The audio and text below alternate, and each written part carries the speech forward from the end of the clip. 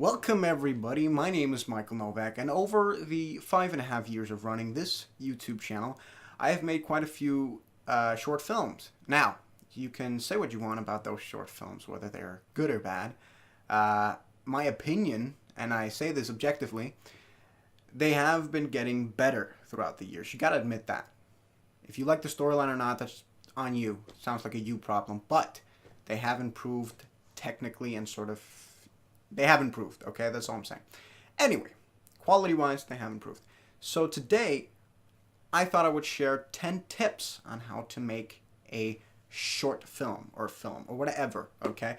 Now, this is not going to be tips about the technical sort of aspects. It's not going to be what type of camera you should use or which type of angles you should use or the rules we use when we make films, like the 180-degree rule. Like, it's not going to be about anything like that. It's going to be more the practical stuff in terms of pre-production, production, and post-production. So without any further ado, let's get right into it. I'm going to fire off these 10 tips quickly. Also, remember, these tips are in the description if you need them. So that's the gist of it. So let's get going. Number 1, it all starts with an idea.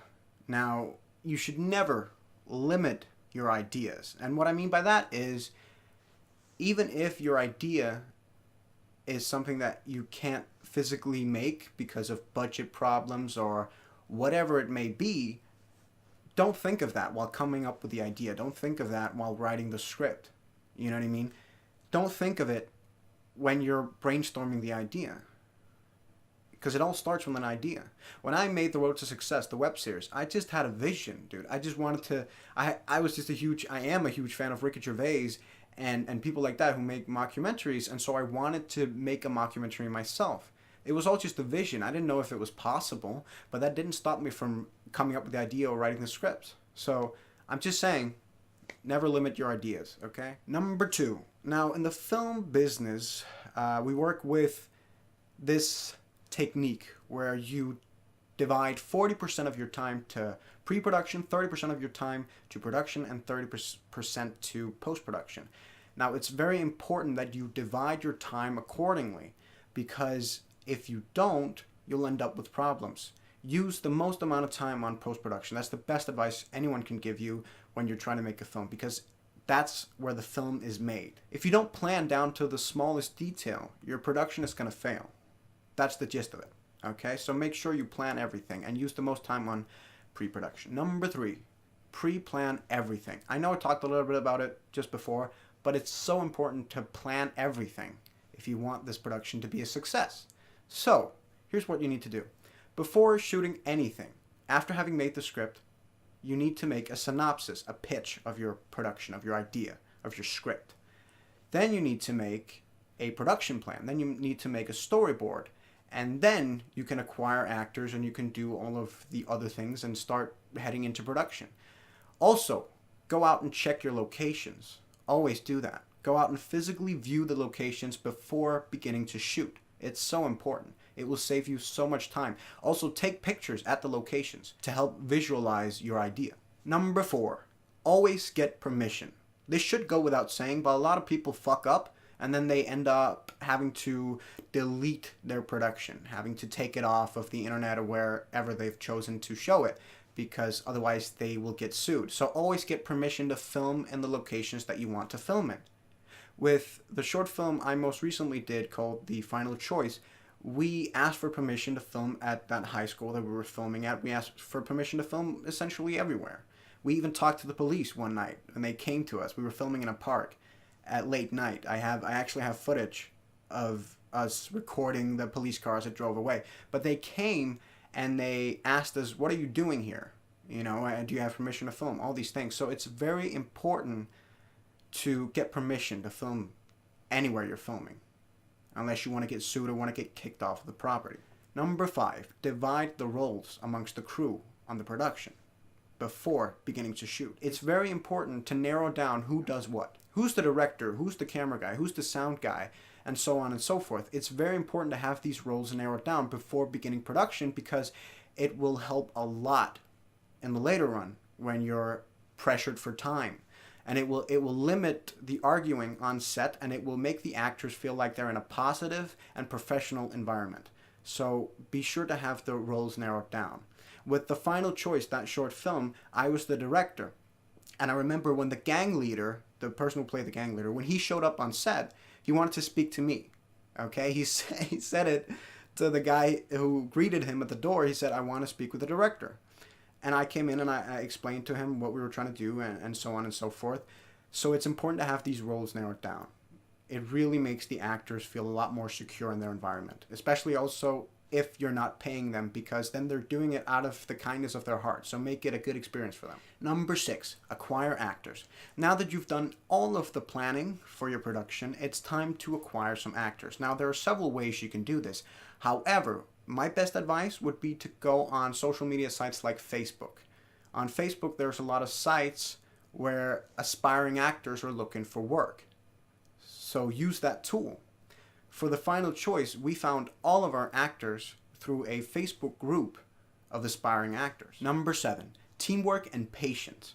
This should go without saying. However, I see a lot of people making this mistake when they're making a film, and that's why it ends up shattered. Essentially, the production ends up not becoming a reality, because the crew members and the people on set will argue, and they will get pressured for time, and that will make them angrier. And if that's inhibiting your production, you need to make that stop, because it's going to ruin your production totally. It should go without saying. It's one of those things like use your common sense, but it's so important for me to make you aware of. It is so important to have patience and to work together. I did a documentary with the same crew that I made The Final Choice with. We made a documentary about homelessness, and we had a lot of problems in terms of teamwork on the set, because there were agreements that we hadn't figured out before beginning to shoot, and that made the production a lot harder. We did eventually end up with a product, but it almost fell through because of differences, visual differences. So be sure to teamwork. So important. Number 8, do the same takes again and again and again. It should really go without saying, but I see a lot of people making this mistake, because once you get to the editing part, you may find that there's a lot of takes that don't work because of sound problems or other things. So it's important to do the same takes again and again and again and again to have a take that you're sure will work in the context. So you don't have to cut any important scenes out of the movie or use any bad takes. Also, bonus tip, get yourself one of these, okay? They're not that expensive. Get yourself one of them. It's a good tip. When we did The Final Choice, we filmed sound and the visual part separately. And once we got to the editing room, we didn't use one of these. And once we got to the editing, we had to sit and manually sync up all of the video files with the audio files by listening to them and going, okay, I think this sound is in this file, and so on and so forth. And it took hours. It took days to sync up all the files.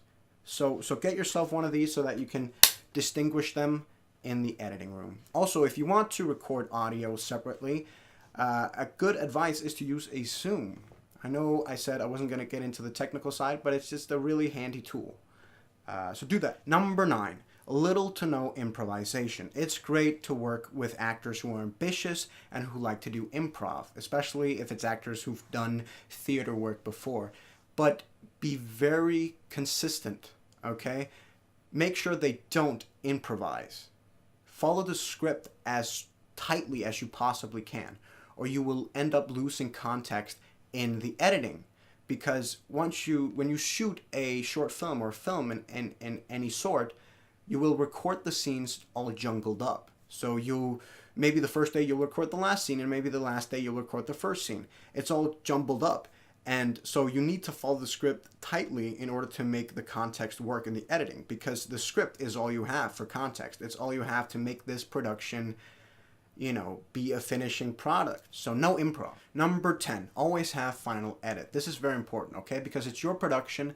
It's your idea coming to life. It's your dream, okay? So even if you're not the editor, be sure you have the final edit. Be sure none of it's published before you have a look over it and adjust the things that you want to adjust. Also, take in secondhand opinions, okay? Listen to people's criticism.